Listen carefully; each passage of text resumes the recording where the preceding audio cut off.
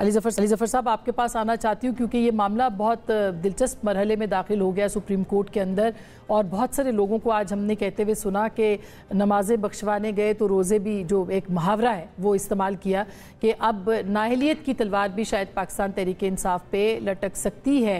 पहले तो आप ये बताइए कि वो जो फहरिस्त मांगी गई है, कि आपके ख्याल में पाकिस्तान तहरीक इंसाफ या सुन्नी इत्तेहाद कौंसिल वो फहरिस्त प्रोवाइड कर सकेगी सुप्रीम कोर्ट को, जिसमें के कैंडिडेट्स के नाम हैं, या ये उनकी एक जो फहरिस्त आती है वो उसके अंदर मौजूद हो? देखें, ये तो महल है कि जो सुन्नी इत्तेहाद काउंसिल है उन्होंने फहरिस्त रिजर्व सीट्स की वो नहीं दाखिल की थी, और इसी वजह से ये सारा जो डिबेट है ये हो रही है।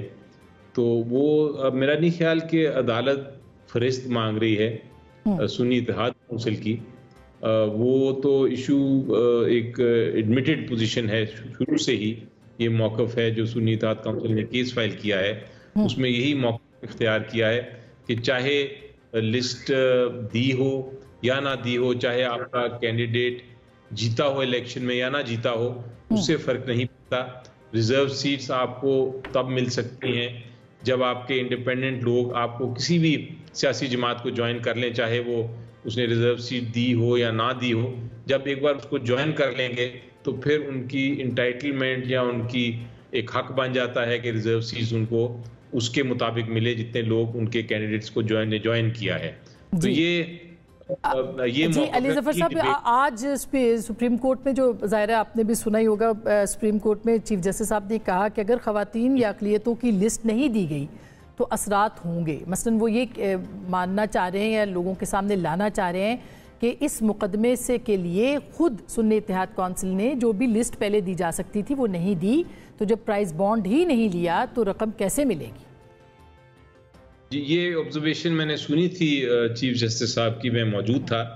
तो डिबेट ही ये हो रही है और आपने देखा है कि उस पर मुख्तलिफ जज साहिबान ने अपनी अपनी ऑब्जर्वेशंस दी। चीफ जस्टिस साहब ने ये कहा, लेकिन एक और तरफ ये एक रुख जो ले गया है केस, अब वो ये देखना चाह रहे हैं कि क्या ये जो फोर्स किया गया या मजबूर किया गया पीटीआई के कैंडिडेट्स को कि वो आज़ाद तरीके से इलेक्शन लड़ें, क्या ये इलेक्शन कमीशन ऑफ पाकिस्तान ने किया, अपने गलत फैसले के ज़रिए किया? तो अदालत ने वहाँ ऑब्जर्वेशन ये भी है कि चूँकि हम लोगों का हक देख रहे हैं, हम सिर्फ पीटीआई का हक नहीं देख रहे, हम अवाम के हक की बात कर रहे हैं, तो हम ये देख सकते हैं कि अगर इलेक्शन कमीशन ऑफ पाकिस्तान ने गलत फैसला किया और उसकी वजह से ये सारा मसला क्रिएट हुआ, तो हम फिर सोर्स पे जाके उसको दोबारा दुरुस्त कर सकते हैं। ये भी एक पोजीशन दी गई है कुछ जज साहिबान की। जी सर, लेकिन आखिर में ये कहा गया है कि वो फहरिस्त जो है इलेक्शन कमीशन प्रोवाइड करे। इलेक्शन कमीशन ने ये कहा है कि नज़रियाती के तौर पर अगर कोई आई है तो उनको चेक करना पड़ेगा, लेकिन सुन्नी इत्तेहाद कौंसिल का आप खुद भी मान रहे हैं कि कोई फहरिस्त जो है वो नहीं दी गई थी। एक और जो कि दिलचस्प पॉइंट है, मैं थोड़ी देर पहले आपके दलाइल पुराने सुन रही थी जो सुप्रीम कोर्ट में आप भी दे रहे हैं, उस पर आप ये कह रहे हैं कि अगर इंडिपेंडेंट लिस्ट के ऊपर इलेक्शन हुआ तो कल को मखसूस नशिस्तों के लिए प्रॉब्लम हो सकता है। तो कैसे सर इस मामले को फिर आगे ले जाया जाएगा? जी देखें, अब ये फैसला तो अल्टीमेटली सुप्रीम कोर्ट का एक फुल बेंच बैठा हुआ है, सारे जज साहिबान है, फैसला तो उन्होंने करना है और दो फैसले करने हैं। एक फैसला ये करना है कि क्या ये मखसूस नशिस्तें जो हैं ये सुन्नी इत्तेहाद काउंसिल को जानी चाहिए। अगर तो उन्होंने कहा कि ये आइन के मुताबिक उनको जानी चाहिए, जो आइन की मेरा ख्याल है दुरुस्त तशरीह भी यही होगी, तो फिर तो मामला वहाँ ख़त्म हो जाएगा और इशू फिर पार्लियामेंट में जाने की ज़रूरत नहीं पड़ेगी। लेकिन दूसरा इशू ये है कि अगर वो सुन्नी इत्तेहाद काउंसिल को ये फैसला होता है कि सुन्नी इत्तेहाद काउंसिल को नहीं मिलनी, तो क्या ये नेक्स्ट सवाल ये है कि, और वो आप देख रहे हैं कुछ जज साहिबान वो भी पूछ रहे थे कि क्या फिर ये जो सीटें हैं ये फिर ऑटोमेटिकली उन पार्टीज को मिल जाएंगी जिनकी बेशक एंटाइटलमेंट शुरू में नहीं थी, यानी कि उनकी सीटें कम थी लेकिन उनको रिजर्व सीट ज्यादा मिल जाएंगी अपने हक से। क्या ये होगा या ये नहीं होगा? और फिर तीसरा सवाल है कि अगर ये नहीं होगा तो फिर इन सीटों का क्या होगा? ये सीटें फिर खाली रहेंगी या ये पार्लियामेंट के बाद वापस भेज दिया जाएगा कि पार्लियामेंट उसको फैसला करे? तो ये सारी मामला अब ऑलमोस्ट फाइनल कंक्लूजन पे आ गए हैं।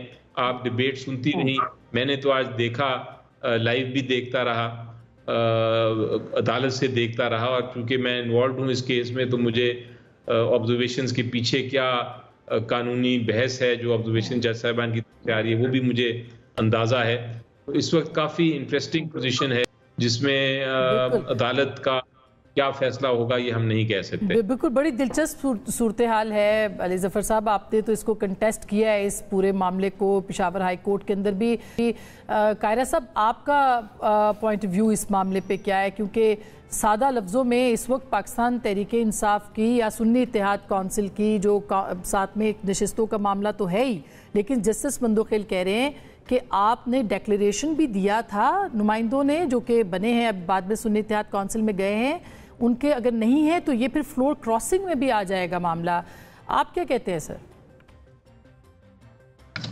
हाँ, मेरा ख्याल है कि जो मेंबरान जिन्होंने ये फैसला किया है वो इंडिपेंडेंट लड़े थे, वो किसी जमात के प्लेटफॉर्म से नहीं लड़े। अब ये नॉमिनेशन पेपर्स के ऊपर है, मुझे उसका पता नहीं है कि नॉमिनेशन पेपर में आपने किसी जमात का नाम दिया है या नहीं दिया। और वो जमात बहरहाल अगर उसको निशान नहीं भी मिला तो वो पाकिस्तान की एक रजिस्टर्ड जमात तो है, लेकिन अगर आपने इंडिपेंडेंट इलेक्शन लड़ा है आज़ाद मेंबर की हैसियत से तो फिर आपको किसी जमात को ज्वाइन करने में कोई हर्ज नहीं है, उसमें तो कोई अमर माने नहीं हो सकता, मेरा ख्याल है। लेकिन ये फैसला होगा उनके डिक्लेरेशन पे जब उन्होंने नॉमिनेशन फाइल। वो शायद पीटीआई नजरियाती के डिक्लेरेशंस हैं जो अभी तक की इत्तला है, अगर मैं गलत हूँ तो अली जफर साहब मुझे करेक्ट कर सकते हैं। वो पीटीआई नजरियाती के डिक्लेरेशंस, वो भी उसका भी फिर ये होगा कि अगर पीटीआई नजरियाती के डिक्लेरेशन था तो अगर तो पीटीआई उनके साथ मर्जर कर लेती पीटीआई नजरियाती तो एक और सूरत होती, और अगर मेंबरान ने इंडिविजुअल फैसला किया है तो वो फैसला बिल्कुल उस मामले में हिट कर जाएगा जिस तरह जज साहब ने कहा। बट ये मेरा ख्याल है, मुझे क्योंकि डिटेल का पता नहीं है फैक्ट्स का, लिहाजा मैं अपनी अजम्पशन की बात कर रहा हूँ मेरी समझ के हद तक।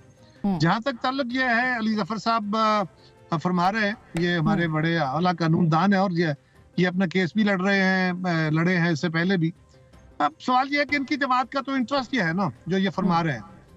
मसला ये है कि जिन जमातों को ये सीटें दी गई हैं, सुन्नी इत्तेहाद कौंसिल को तो ये मिल नहीं सकती। सुन्नी इत्तेहाद कौंसिल की तो इलेक्शन में अपना कंटेस्ट ही नहीं है, उसका तो कोई कैंडिडेट ही नहीं है, उसका तो अपना सरबराह अपनी जमात के टिकट पे इलेक्शन नहीं लड़ा, सो वो तो कंटेस्ट करने वाली जमात की कैटेगरी में नहीं आती। अब ये स्पेशल सीटें देनी कैसे हैं और किसको देनी है? ये देनी उसको है उन जमातों में। आइन का जो लफ्ज है वो ये है कि खवातीन और माइनॉरिटीज की सीट्स उन जमातों में जो इलेक्शन लड़ी उस तनासब से, जिस तनासब से उनकी सीटें हैं उस तनासब से उनको उनमें तकसीम कर दी जाएंगी। और वो तनासब क्या होगा? इसमें दो प्रिंसिपल तय होने हैं।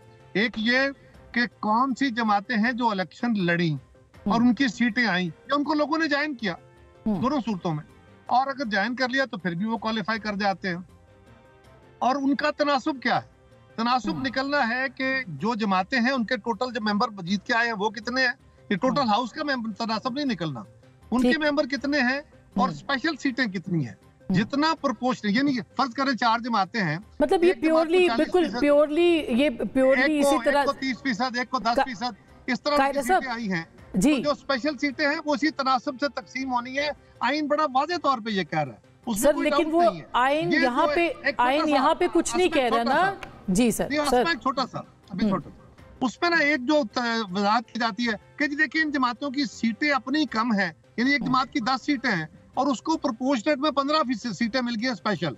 हाँ, ये बड़ी अजीब सी बात लगती है, लेकिन जो स्कीम ऑफ वर्क आइन कह रहा है कि उस तादाद के जो क्वालिफाइंग पार्टीज हैं उनके मेंबरान का तनासब और सीटों का तनासब, उसमें ये नहीं है कि आपकी अपनी सीटें कितनी है, आपकी असेंबली के अंदर कंटेस्टिंग जमातों के तनासब में कितनी सीटें, कितने परसेंट हैं।